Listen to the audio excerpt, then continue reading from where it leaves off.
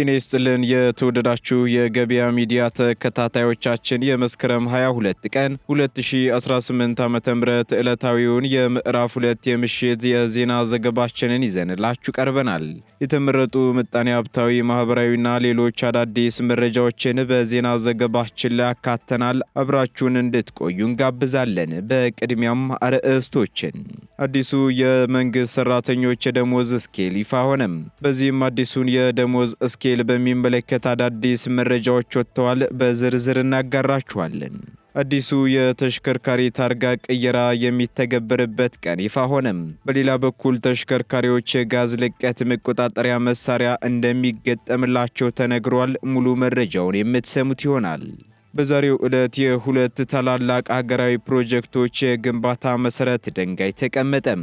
በተጨማሪም ፕሮጀክቶችን በተመለከተ አነጋጋሪና አዳዲስ መረጃዎች ተሰምተዋል፣ እናጋራችኋለን። እስከ ታህሳስ ወር 2018 ዓ.ም መጨረሻ ድረስ ወረርሽኝ ሊኖር ስለሚችል ጥብቅ ማሳሰቢያ ተሰጠም። ይኖራል የተባለው የወረርሽኝ በሽታ ምንድነው? የምትሰሙት መረጃችን ነው። የግንባታ ዘርፉን በተመለከተ አዲስ ምዘናና ደረጃ ሊወጣ መሆኑ ተገለጸም። በዚህ ምዘናና ደረጃም በርካታ ጉዳዮች ይደነገጋሉ ተብሏል። የምናደርሳችሁ መረጃችን ነው። በርካታ ሚሊዮን ሊትር የሚያመርት የጋዝ ልማት ፕሮጀክት በዛሬው ዕለት ተመርቋል። ሙሉ መረጃውን እናጋራችኋለን። የተወደዳችሁ የገበያ ሚዲያ ተከታታዮቻችን እነዚህንና ሌሎች ኢኮኖሚያዊና ማህበራዊ መረጃዎቻችንን ይዘንላችሁ ቀርበናል። አዳዲስ እንዲሁም ትኩስ ኢኮኖሚያዊና ማህበራዊ መረጃዎቻችንን ለማግኘት ታዲያ የገበያ ሚዲያን እንድትወዳጁ እየጋበዝን በዝርዝር ወደምንመለከታቸው መረጃዎቻችን እናልፋለን። በጥንታዊነቷ የምትታወቀው ለገሃር አሁን አዲስ መልክ ይዛ እየዘመነች ትገኛለች። የሚፈልጉትን ነገር ሁሉ አንድ እርምጃ ርቀት ላይ በሚያገኙበት ለገሃር ዘመናዊ የሪል ስቴት መንደር በጊፍት ሪል ስቴት እየተገነባ ነው። 85000 ካሬ ላይ ያረፈው ይህ መንደር ከትምህርት ቤት ጀምሮ የሕክምና ማዕከል፣ የመዝናኛ ስፍራ፣ ስፖርት ማዕከል፣ ስፓ እንዲሁም የሲኒማ አገልግሎት የሚሰጥ ቢዝነስ ሴንተር በውስጡ የያዘ ነው። ከባለ 1 እስከ ባለ 3 መኝታ አፓርትመንቶችና የንግድ ሱቆችን ለሽያጭ አቅርበናል። የቤት ባለቤት ብቻ ሳይሆን የወደፊት ትልቅ ኢንቨስትመንት ባለቤት ለመሆን ጊዜው አሁን ነው። ከመስከረም 29 ጀምሮ በሚካሄደው የሽያጭ መርሃ ግብራችን ላይ ለመሳተፍና ሳይት ለመጎብኘት እንዲሁም ለመመዝገብ በ0930 71 1695 ይደውሉ። ይምጡና የዚህ ውብ መንደር ባለቤትና አካል ይሁኑ። ጊፍት ሪል ስቴት። ተጨማሪ ከ3000 በላይ ተማሪዎች የማለፊያ ውጤት ማስመዝገባቸው ተገለጸም። የትምህርት ሚኒስቴር የ2017 ዓ.ም የከፍተኛ ትምህርት ተቋማት መግቢያ ውጤት ላይ ማሻሻያ ማድረጉን ተከትሎ በአጠቃላይ 3350 ተጨማሪ ተማሪዎች ዝቅተኛውን የማለፊያ ውጤት ማስመዝገብ መቻላቸውን የትምህርት ምዘናና ፈተናዎች አገልግሎት አስታውቋል። አገልግሎቱ ይህን ያስታወቀው ከ2017 የትምህርት ዘመን ሀገር አቀፍ የ12ኛ ክፍል ፈተና ጋር ተያይዞ በዛሬው ዕለት ማብራሪያ በሰጠበት ወቅት ነው። በዚህም የተፈታኞች ውጤት የተገለጸ ሲሆን ተፈታኞችም ውጤታቸውና ተያያዥ መረጃዎች ላይ ቅሬታቸውን በተሰጣቸው የጊዜ ገደብ ውስጥ ማቅረባቸውን አስታውቋል። በተጨማሪም የቅሬታ አቅራቢዎች ብዛት በከፍተኛ ደረጃ ከዓመት ዓመት እየቀነሰ መምጣቱን የገለጸው አገልግሎቱ 9.5 እና ከዚያ በላይ አማካኝ ውጤት ያስመዘገቡ ተማሪዎች ውጤታቸው ወደ 50 በመቶ እንዲጠጋጋ በተወሰነው መሰረት ተግባራዊ መደረጉንም ገልጿል። አገልግሎቱ አክሎም በአጠቃላይ 3350 ተጨማሪ ተማሪዎች ዝቅተኛውን የማለፊያ ውጤት ማስመዝገብ መቻላቸውን ያስታወቀ ሲሆን በዚህም መሰረት 2017 ትምህርት ዘመን ላይ 50 ከመቶና ከዛ በላይ ያመጡ አጠቃላይ ተፈታኞች 52279 ሆነው የተመዘገቡ መሆኑን አስታውቋል። የትምህርት ሚኒስቴር የ2017 ዓ.ም የከፍተኛ ትምህርት ተቋማት መግቢያ ውጤትን ከ300 ወደ 297 ዝቅ ማድረጉን መዘገባችን አይዘነጋም።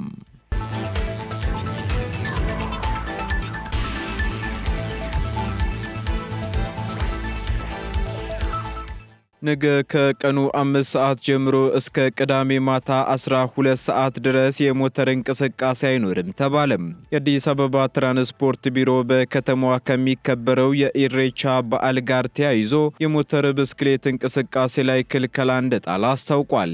ቢሮው ከኢሬቻ አከባበር ጋር ተያይዞ ለመንገድ ትራንስፖርት ደህንነት ሲባል ከዕለተ አርብ መስከረም 23 ቀን 2018 ዓ.ም ከቀኑ 5 ሰዓት ጀምሮ እስከ ቅዳሜ መስከረም 24 ቀን 2018 ዓ.ም ማታ 12 ሰዓት ድረስ በአዲስ አበባ ከተማ የሞተር ብስክሌት የትራንስፖርት አገልግሎት መከልከሉን ገልጿል።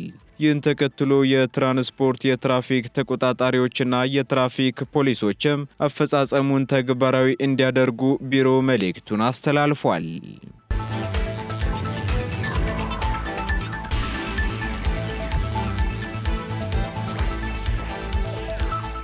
በግንባታ ዘርፍ የተሰማሩ ግለሰቦችና ድርጅቶችን መለየት የሚያስችል አዲስ ምዘናና ደረጃ ሊወጣላቸው መሆኑ ተገለጸ። የከተማና መሰረተ ልማት ሚኒስቴር ከተያዘው በጀት ዓመት ጀምሮ በሀገር ውስጥ ግንባታ ዘርፍ ላይ የተሰማሩ ውጤታማና ተወዳዳሪ የሆኑ ተቋራጮችና አማካሪዎች እንዲሁም የመንግስት ፕሮጀክት ባለቤቶችን ለመለየት የሚያስችል አዲስ ምዘናና ደረጃ እንደሚወጣላቸው አስታውቋል። በዚህም የግንባታ ኢንዱስትሪዎች ለዘርፉ እድገት የሚያስፈልገውን ሁሉ እንዲያቀርቡ የሚያስችል ግልጽ የሆነ የአሰራር ስርዓት ተዘርግቷል ሲሉ የከተማና መሰረተ ልማት ሚኒስትር ወይዘሮ ጫልቱ ሳኒ ተናግረዋል። በተጨማሪ የተገኘ ውጤትም ለህዝብ ግልጽ እንደሚደረግ ያነሱት ሚኒስትሯ በሂደቱ ውጤታማ ሆነው የተገኙት እውቅና እንደሚሰጣቸው እንዲሁም በጨረታ ወቅት ደግሞ የተለየ እድል የሚያገኙበት የአሰራር ስርዓት እንደሚኖር አስታውቀዋል። በዚህም በሚቀጥሉት ጥቂት ዓመታት ውስጥ ቢያንስ ወደ 20 የሚጠጉ ውጤታማ ተቋራጮችና አማካሪዎች በየዓመቱ የሚደረገውን የግምገማና የደረጃ ልየታ በመጠቀም በውጭ ገበያ እንዲሳተፉ ለማድረግ ከፍተኛ እገዛ እንደሚደረግም ተናግረዋል። ከዚሁ ጋር በተያያዘም በአጠቃላይ በግንባታ ዘርፉ ላይ ያሉትን ውስብስብ ችግሮች የሚለይና አሰራሩን የሚያቀላጥፍ ማዕቀፍ ያለው አሰራር ተግባራዊ እንደሚደረግም ገልጸዋል። በሌላ በኩል የግንባታው ኢንዱስትሪ በሀገርም ሆነ በውጭ የሚመረቱ ግብዓቶችን የሚጠቀም ከፍተኛ የሥራ ማስኬጃ ገንዘብ የሚያስፈልገው የሰለጠነ በርካታ ባለሙያ የሚያሳትፍና ቴክኖሎጂን የሚጠቀም መሆኑን ታሳቢ በማድረግ ከመንግስትና ሌሎች ባለድርሻ አካላት ጋር በመሆን ተከታታይ ስራዎች እንደሚሰሩ ማንሳታቸውን አሃዱ ዘግቧል።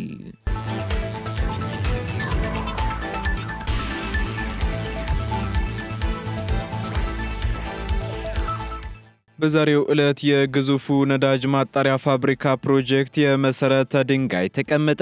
ጠቅላይ ሚኒስትር ዶክተር አብይ አህመድ በዛሬው ዕለት ማለትም መስከረም 22 ቀን 2018 ዓ.ም የሁለት ግዙፍ ፕሮጀክቶችን የመሰረተ ድንጋይ አስቀምጠዋል።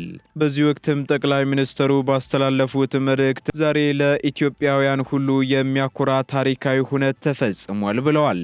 በጎልደን ኮንኮርድ ግሩፕ ከሚገነባው የጎዴ ነዳጅ ማጣሪያ ፋብሪካ በተጨማሪ የኢትዮጵያ ኢንቨስትመንት ሆልዲንግ ከዳንጎቴ ግሩፕ ጋር በመተባበር የሚገነባውን የዩሪያ ማዳበሪያ ፋብሪካንም መሰረተ ድንጋይ አስቀምጠናል ሲሉም አክለዋል።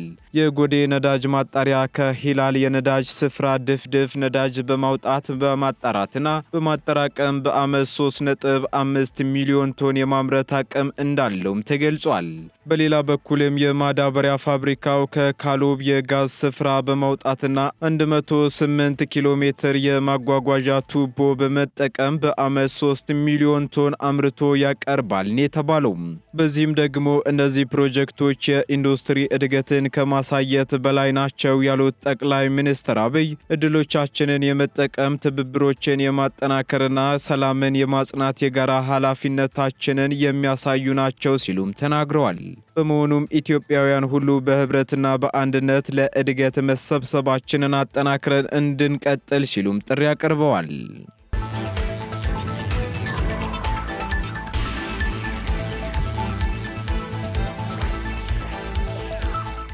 አዲሱ የተሽከርካሪ ታርጋ ቀየራ በቅርቡ ሊተገበር መሆኑ ተገለጸ።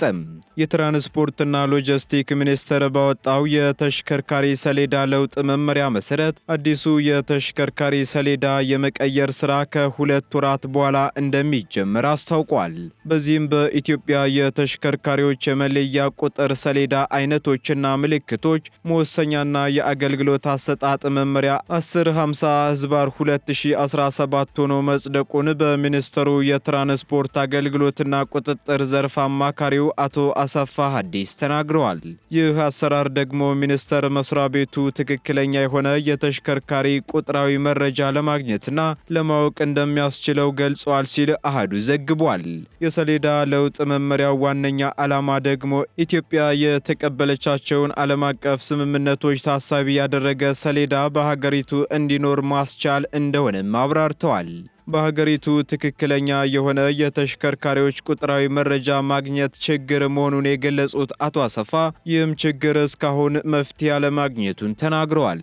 መረጃ አያያዙ በወረቀት መሆኑና በቴክኖሎጂ የታገዘ አለመሆኑ ደግሞ ክፍተቱን እንደፈጠረው ገልጸው አዲሱ የተሽከርካሪ ሰሌዳ የመቀየር ስራ ይህንንም ሆነ በዘርፉ ያሉ ችግሮችን እንደሚፈታ ጠቁመዋል። በተጨማሪም ከዚህ በፊት የሰሌዳ አሰጣጥ አገልግሎት ላይ የነበሩ የፎርጅድና መሰል የብልሹ አሰራሮችን እንዲሁም የሰሌዳ አመራረት አሰረጫጨትና የአወጋገድ ችግሮችን መመሪያው ይፈታል ተብሎ እንደሚጠበቅም ተናግረዋል። በዚህም የተሽከርካሪ ሰሌዳ የመቀየር ስራ ከ2 ወራት በኋላ እንደሚጀመር የገለጹት አማካሪው ከዚህ በፊት የተመዘገቡ ተሽከርካሪዎች የቀድሞውን ሰሌዳ በመመለስ አዲስ የተሽከርካሪ መለያ ቁጥር ሰሌዳ እንዲወስዱ የማድረግ ስራ ይሰራል ማለታቸውንም ዘገባው ጠቁሟል። በሌላ በኩል በዚህ ዓመት ብቻ 1.6 ሚሊዮን ለሚሆኑ ተሽከርካሪዎች የጋዝ ልቀት መቆጣጠሪያ መሳሪያ እንደሚገጠምላቸው ተናግረዋል። በመሆኑም 70 በመቶ ወይንም አብዛኞቹ ተሽከርካሪዎች ደግሞ በመዲናዋ የሚገኙ እንደመሆናቸው መጠን መሳሪያውን የመግጠም ስራ በአዲስ አበባ እንደሚጀምር አንስተዋል። በኢትዮጵያ የተሽከርካሪዎች የመለያ ቁጥር ሰሌዳ አይነቶችና ምልክቶች መወሰኛ እንዲሁም የአገልግሎት አሰጣጥ መመሪያ 1050/2017 መሰረት አሁን ስራ ላይ ያሉ የተሽከርካሪ ሰሌዳዎች ላይ የሚቀመጠው የተለያዩ ክልሎችና የከተማ አስተዳደሮች መለያዎች ተመሳሳይ መለያ እንዲኖራቸው እንደሚያስገድድም መዘገባችን አይዘነጋም።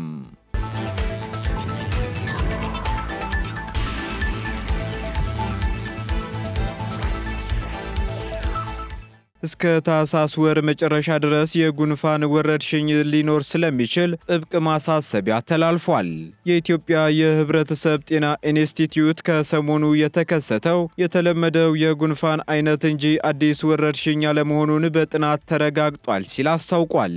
ከሰሞኑ የተከሰተው ጉንፋን በሰዎች ዘንድ ያለው የህመም ስሜትና የወረርሽኙ በአጭር ጊዜ መዛመት አዲስ ወረርሽኝ መጥቶ ሊሆን ይችላል በሚል በተለያዩ ሰዎች ላይ ስጋት መፍጠሩን የኢትዮጵያ የህብረተሰብ ጤና ኢንስቲትዩት ዋና ዳይሬክተር ዶክተር መሳይ ኃይሉ ገልጸዋል።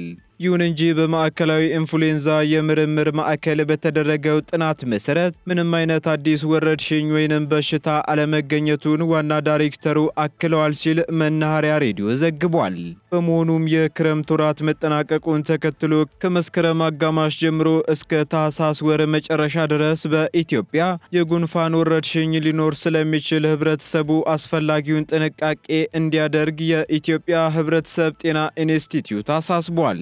በዚህም ደግሞ ህብረተሰቡ በቀጣይ ወራት የጉንፋን ወረርሽኙ የመተላለፍ መጠን እንዳይጨምርና በህመሙ እንዳይጠቃ አስፈላጊውን ጥንቃቄ እንዲያደርግ እንዲሁም ከበሽታው ራሱን እንዲከላከል ሲል ኢንስቲትዩቱ ጥሪ አቀርቧል።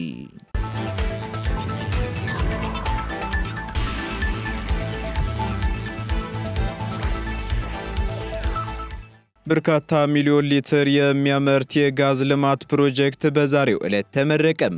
በሶማሌ ክልል በዓመት 111 ሚሊዮን ሊትር ማምረት የሚችለውን የኦጋዴን ፈሳሽ የተፈጥሮ ጋዝ ፕሮጀክት የመጀመሪያ ዙር መርቀናል ሲሉ ጠቅላይ ሚኒስትር ዶክተር አብይ አህመድ ተናግረዋል።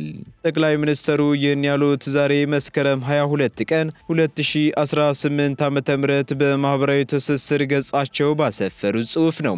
በተመሳሳይም በዓመት ዓመት 1.33 ቢሊዮን ሊትር የማምረት አቅም የሚኖረውን ሁለተኛው ዙር ፕሮጀክት አስጀምረናል ያሉም ሲሆን ከፈሳሽ ተፈጥሮ ጋዝ ምርት ባሻገርም በኃይል ማመንጫ ዘርፉም 1000 ሜጋዋት የማመንጨት አቅም በመያዝ ከፍተኛ አስተዋጽኦ እንደሚኖረውም ገልጸዋል። ፕሮጀክቱ የጋዝ ማምረቻ ብቻ አይደለም ያሉት ጠቅላይ ሚኒስትሩ ለማዳበሪያ ማምረቻ ወሳኝ የሆነውን ግብዓት በማቅረብ ለምግብ ሉዓላዊነት ጥረታችን የማዕዘን ድንጋይ ሆኖ ያገለግላልም ብለዋል። ለኃይል ማመንጫና የክሪፕቶ ማይኒንግ ስራችንም አስፈላጊ የሆኑ ግብዓቶችን ያቀርብልናል ያሉት ዶክተር አብይ ከተያያዥ መሰረተ ልማቶች ግንባታ ጋርም በአጠቃላይ ወደ 10 ቢሊዮን ዶላር ዋጋ ያላቸው ሜጋ ፕሮጀክቶች በተገቢ ክትትል እስከ መጠናቀቂያቸው ይደርሳሉ ሲሉም ጠቁመዋል።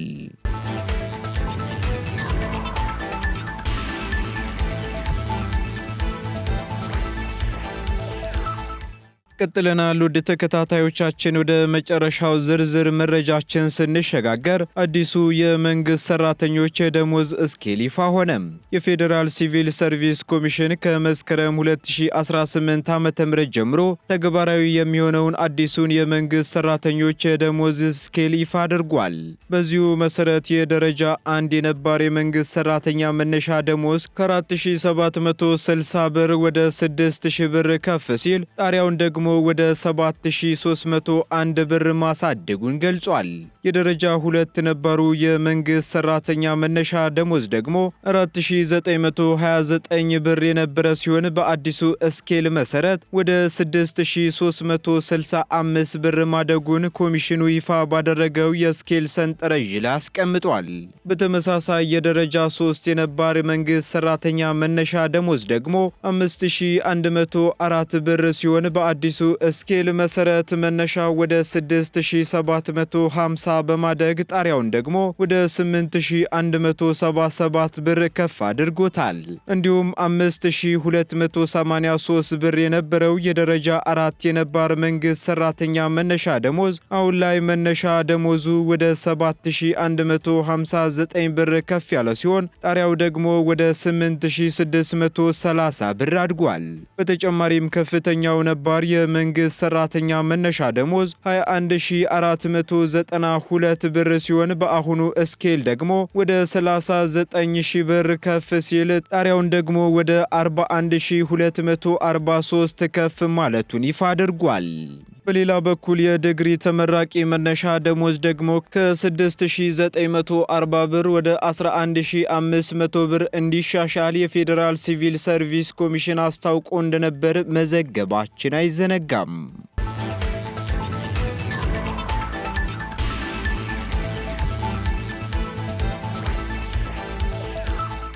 የተወደዳችሁ የገበያ ሚዲያ ተከታታዮቻችን ለምዕራፍ 2 ያዝንላችሁ ኢኮኖሚያዊና ማህበራዊ መረጃዎቻችን እነዚህን ይመስሉ ነበር።